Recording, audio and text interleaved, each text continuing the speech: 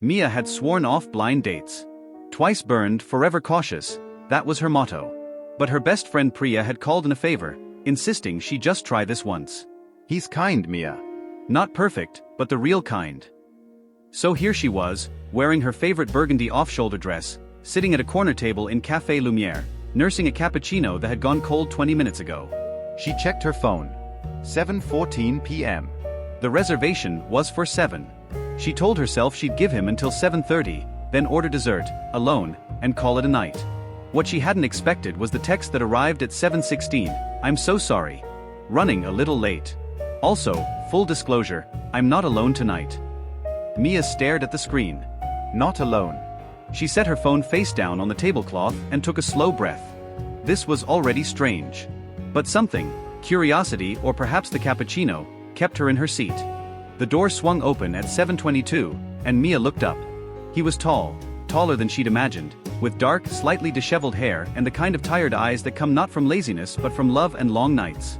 His shirt was blue, a bit wrinkled, and he walked with the apologetic urgency of someone who'd been hurrying for the last hour. Beside him, clinging to his hand and clutching a worn brown teddy bear, was a little boy. No more than 5 years old, with enormous curious eyes and a cautious half-smile peeking through his shyness.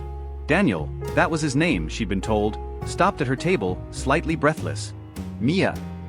She nodded. He exhaled. I'm so sorry. My babysitter cancelled literally 40 minutes ago, and I didn't want to stand you up.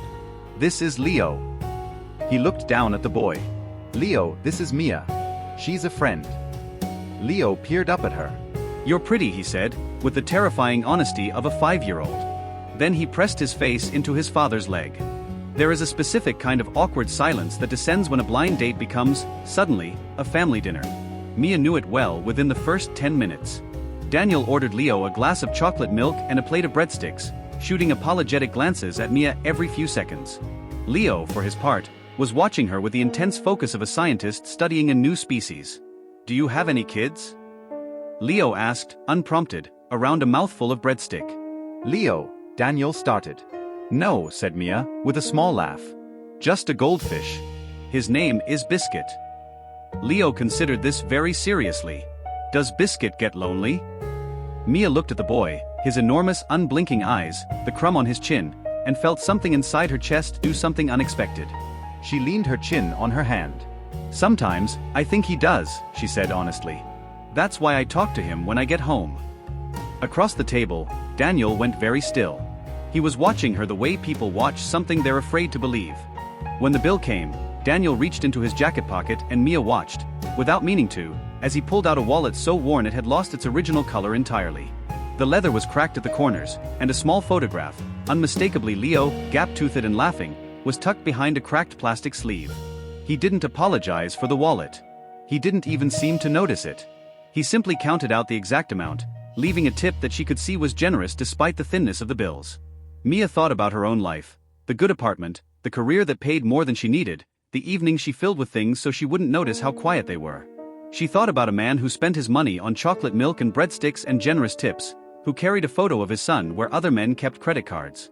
Can I, she started, reaching for her bag. Let me split it. He shook his head firmly. I invited you. Even if, he said with a self-deprecating half-smile, the invitation came with a 5-year-old who has already stolen your breadstick. Mia looked at Leo, who was indeed holding her last breadstick with the absolute innocence of someone who had never heard the word stolen in his life. By 9 o'clock, Leo had fought valiantly against sleep and lost. He was now curled on the booth seat beside his father's jacket draped over him like a blanket, teddy bear clutched to his chest, face entirely peaceful in the way that only sleeping children can manage. Daniel watched him for a moment with an expression Mia couldn't name. It was too complicated for a single word. Love, obviously. But also exhaustion and pride, and the particular tenderness of someone who has held a small person through nightmares and first steps and all the terrifying ordinaries of raising a child alone. His mother left when he was 8 months old, Daniel said quietly. He didn't say it with bitterness. Just fact. It was, she wasn't ready. I wasn't ready either, if I'm honest. But Leo was here, so I had to be. Mia said nothing for a moment. The restaurant had grown quieter around them, other tables emptying as the evening turned late. The candle between them had burned low. She studied the sleeping boy's face. His father's jaw, she now saw, the same slight upward curl at the corners of the mouth. "You're doing a good job," she said softly. She meant it completely. Daniel looked at her. Something shifted in the space between them, subtle, irreversible. This was the part Mia hadn't planned.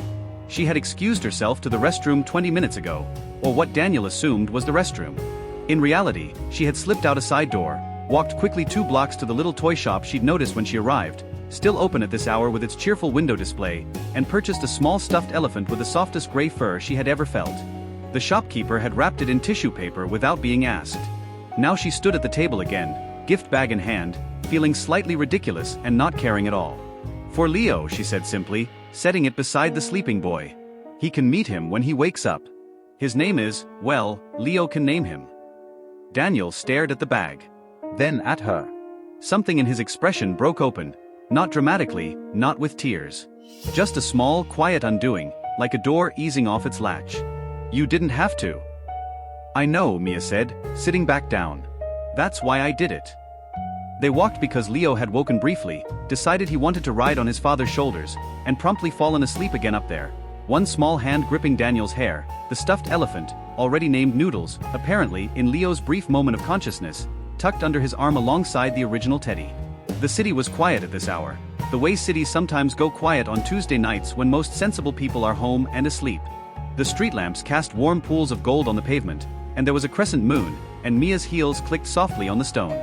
They talked, properly talked, the way you rarely manage on a first date, about her work in landscape architecture, about his job as an electrician, about the neighborhood he was trying to move to because the schools were better. About music, books, the terrible television they both secretly loved. About what they missed and what they'd stopped missing and what they were still waiting for. At some point, his hand brushed hers. Neither of them pulled away.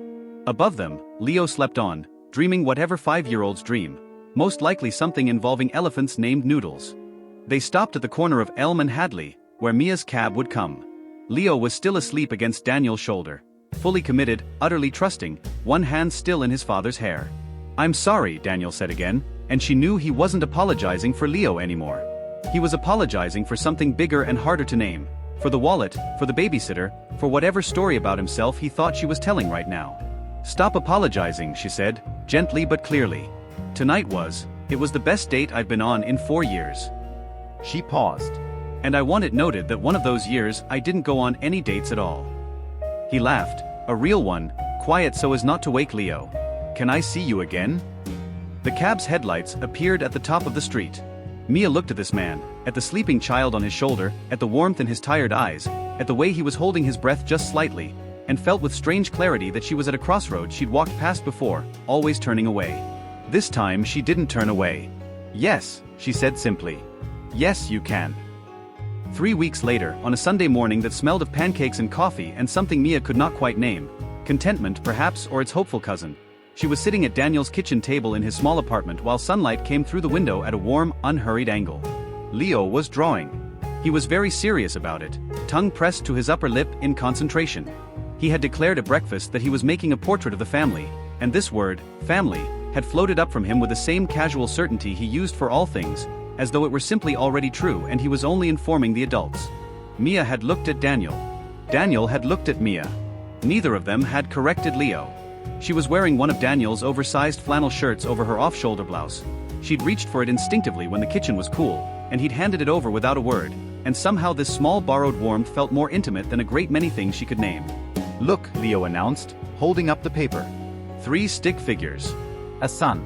And in the middle, drawn in red crayon with the sincere ambition of a child who feels things deeply and hasn't yet learned to hide it, a heart. Mia laughed. A full, real laugh, the kind that lives in the chest rather than the throat. And across the table, over his coffee cup, Daniel was watching her the way he had that first night at the restaurant. Carefully, quietly, as though he was afraid to believe something he already knew was true. She caught his eye. He smiled. She smiled back. Leo, satisfied with his masterpiece, demanded more pancakes. Some things, Mia thought as she reached for the syrup, are worth arriving late to. Some things are worth a babysitter canceling, and a worn wallet, and a 5-year-old who names elephants Noodles. Some things are worth showing up for, even, and perhaps especially, when you didn't know you were ready. She helped Leo cut his pancakes. She did not think about leaving. She did not think about reasons this might not work. She simply passed the orange juice and watched the sun come through the window and was, for the first time in a long time, entirely here.